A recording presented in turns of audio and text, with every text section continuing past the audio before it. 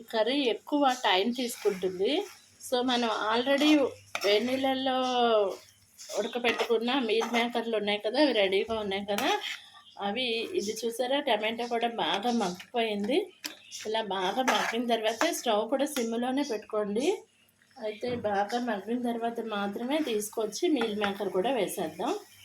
కొంచెం మగ్గనిద్దాం. ఇంత లోపల ఇంట్లో జీడిపప్పు ఉంటే జీడిపప్పు కూడా వేసుకోండి. ఫ్రై చేసి వేసుకుంటే ఇంకా టేస్టీగా ఉంటుంది.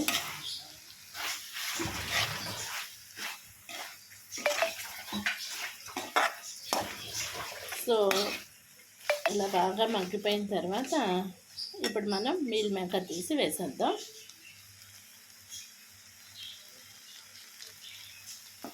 ఇంకొక నిమిషం టమాటాలో లైట్గా ఉంది, ఇంకా కొంచెం వాటర్.